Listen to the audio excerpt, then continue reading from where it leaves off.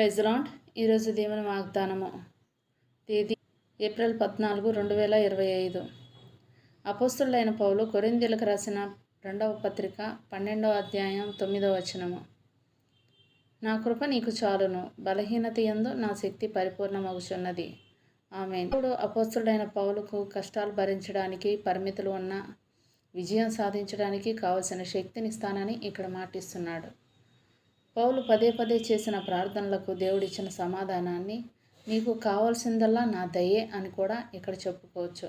ఇంకో మాటలో చెప్పాలంటే పౌలు కష్టాన్ని తట్టుకోవడానికి దేవుడిచ్చే అపార దయ సరిపోతుంది.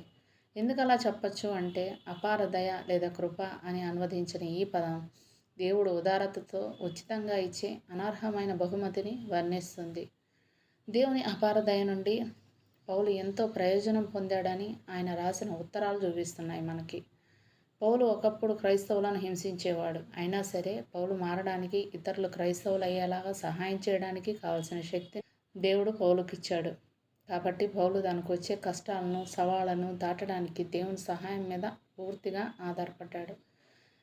ఎందుకంటే నువ్వు బలహీనంగా ఉన్నప్పుడే నా శక్తి ఇంకా బలంగా పనిచేస్తుంది అంటున్నాడు. బలహీనులకు, అపరిపూర్ణులకు సహాయం చేసేటప్పుడు తన శక్తి ఇంకా స్పష్టంగా కనిపిస్తుందని ప్రభువైన యెహోవా పౌలుకు గుర్తు చేస్తున్నాడు. క్రైస్తవులు తమ పరిమితులను గుర్తించి సహాయం కోసం యెహోవాపై ఆధారపడినప్పుడు వాళ్ళు దేవుని శక్తి తమలో పూర్తిగా పనిచేయడానికి అనుమతిస్తారు. అలా మనుషులు బలహీనంగా ఉన్నప్పుడు దేవుని శక్తి స్పష్టంగా కనిపిస్తుంది. పౌలు సుమారు క్రీస్తు శకం 55లో కొరింథీలో ఉన్న క్రైస్తవులకు దేవుని ప్రేరణతో ఒక ఉత్తరం రాశాడు.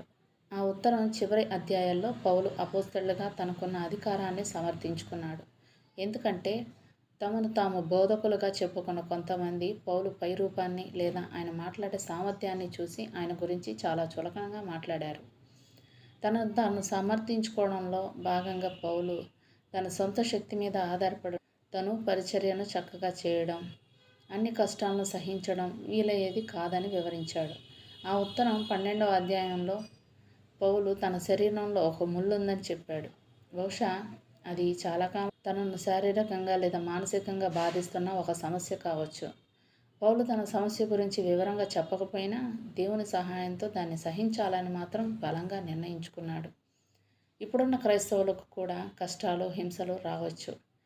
తమకు వచ్చే ఎలాంటి సమస్యనైనా తట్టుకోవడానికి దేవుని శక్తి సహాయం చేస్తుందని తెలుసుకోవడం వాళ్లకు ఓదార్పుగా ఉంటుంది.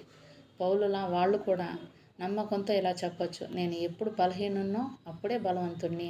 దేవునిచ్చిన ఈ వాగ్దానాన్ని స్వతంత్రించుకొని ఆయనకి కృతజ్ఞతాస్తుతులు తెలుపుకుందాం. అట్టి కృపాధన్యత దేవుడు మనకు అనుగ్రహించునుగాక. ఆమేన్.